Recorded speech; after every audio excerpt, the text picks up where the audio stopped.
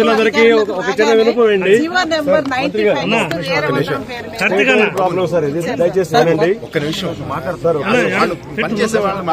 కొత్త medical college progress ఎలా ఉంది sir? Wait sir, PG medical counselling ఫీజులు చెప్పకుండా కౌన్సిలింగ్ చేస్తున్నారు సార్.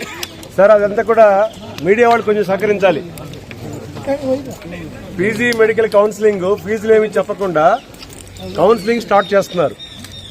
ఇప్పుడు ప్రతి స్టేజీలో కూడా ఒక్కొక్క రూల్ వాళ్ళు ఇష్టం వచ్చినట్టుగా మంత్రి గారికి కానీ ప్రిన్సిపల్ సెక్రటరీకి కానీ ఎవరికి సంబంధం లేకుండా, ఎవరికి ఇన్ఫర్మేషన్ ఇవ్వకుండా వాళ్ళ ఇష్టారాజ్య రీతిలో ఎన్టీఆర్ యూనివర్సిటీ వాళ్ళు కౌన్సిలింగ్ కండక్ట్ చేస్తున్నారు. ఇవాళ ముఖ్యమంత్రి గారు చెప్పినట్లుగా ఒకవైపున విద్య, మరోవైపున వైద్య విద్య అని గట్టిగా చెప్తూ ఉన్నారు. కానీ వైద్య విద్య పట్ల ముఖ్యమంత్రి గారి దృష్టికి తీసుకువెళ్తున్నారో లేదో మాకు తెలియదు. కానీ తల్లిదండ్రులందరికీ కూడా చాలా తీవ్రమైన అన్యాయం.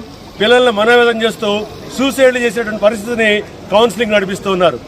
ఒక పక్క తెలంగాణ వాళ్ళు లేట్ చేసినా కూడా చాలా చక్కటి రీతిలో కౌన్సిలింగ్ నడుపుతూ ఉంటే, మన రాష్ట్రంలో ఆదర్శప్రాయమైన ముఖ్యమంత్రి కన్సర్న్లో నడుస్తున్న ప్రభుత్వం అజమాయిషిలో ఉన్న యూనివర్సిటీ తన ఇష్టారీతిగా అక్కడ ఉన్నటువంటి రిజిస్ట్రార్ కానివ్వండి, ఇతరత్ర ఆఫీస్ సిబ్బంది కానివ్వండి, వాళ్ళ ఇష్టం వచ్చినట్టుగా జీవోల్ని మారుస్తూ, ప్రొసీడింగ్స్ మారుస్తూ ఎవరో ఒక ఇద్దరు అడిగారని చెప్పేసి ఫస్ట్ కౌన్సిలింగ్ ఒక ఆర్డర్ ఇవ్వటం, సెకండ్ కౌన్సిలింగ్ ఒక ఆర్డర్ ఇవ్వటం, థర్డ్ కౌన్సిలింగ్ ఇప్పుడు నడవబోతున్నది. ఆల్ ఇండియా కౌన్సిలింగ్ లో ఇంకా స్టార్ట్ చేయలేదు.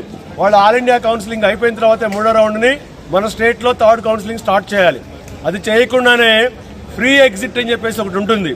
దాన్ని ఈ రోజు ఉదయం నుంచి సోమవారం ఉదయానికల్లా క్లోజ్ చేస్తూ ఉంటున్నారు. ఇలా క్లోజ్ చేస్తే ఆల్ ఇండియా కౌన్సిలింగ్ లో ఆంధ్ర రాష్ట్రానికి కావాల్సిన సీట్లని పిల్లలు కోరుకునే విధంగా ఉన్నటువంటి అవకాశాన్ని పోగొట్టుకుంటారు. ఇప్పటికే తెలంగాణ రాష్ట్రం కౌన్సిలింగ్ లేట్ చేయడం కారణంగా ఏమైందంటే, ఆ తెలంగాణ రాష్ట్రంలో ఉన్నటువంటి పిల్లలు అక్కడ కౌన్సిలింగ్ జరగదేమన్న అనుమానంతో ఆంధ్రాలో మెరిట్ తీసుకొని ఇక్కడ సీట్లు తీసుకున్నారు. అట్లాగే మన పిల్లలు కూడా స్టేట్ లో ఉన్న వాళ్ళు ఇక్కడ తెలంగాణలో అలాట్ అయ్యేటువంటి అవకాశం ఉన్న వాళ్ళు ఇక్కడ తీసుకున్నారు. దానివల్ల ఆంధ్ర రాష్ట్రం ఇవాళ కొత్తగా ఏర్పడే రాష్ట్రంలో చాలా సమస్యలు ఉన్నాయి. ఈ సమస్యలు కాకుండా ఎన్టీఆర్ యూనివర్సిటీ యాజమాన్యం పూర్తిగా నిర్లక్ష్య వైఖరితో పేరెంట్స్ వెళ్లి విన్నవించుకుంటున్నా కూడా ఇష్టారీతిలో కౌన్సిలింగ్ యొక్క ప్రాసెస్ నడిపిస్తా ఉన్నారు. దీనికి తీవ్రమైనటువంటి పరిస్థితి, అన్యాయం జరుగుతూ ఉంది. ఈ పిల్లలకు పీజీ చేసే అవకాశం ఉన్న వాళ్ళకి సీట్లన్నీ కూడా మిగిలిపోయి, ఇది మేనేజ్మెంట్ ని సపోర్ట్ చేయడం కోసం దేనికోసం అర్థం కావని పరిస్థితి ఉంది. ఫీజు 10 లక్షలుగా ఉంది. అంతకుముందున్న ఫీజును తగ్గించారు. 10 లక్షలు అని చెప్పేసి అందరూ కూడా సిద్ధమై ఉన్నారు. కర్ణాటక ఇతర రాష్ట్రాలకు వెళ్లకుండా ఆంధ్ర రాష్ట్రంలో ఫీజు తక్కువ అని చెప్పేసి ఇక్కడే ఉన్నారు అందరూ కూడా. ఫస్ట్ కౌన్సిలింగ్ అయిపోయిన తర్వాత కోర్టు జడ్జిమెంట్ ద్వారా 56 జీవోని కొట్టివేసే పరిస్థితి ఉంది. దానికి ఎవరు కూడా ప్రతిస్పందించట్లేదు.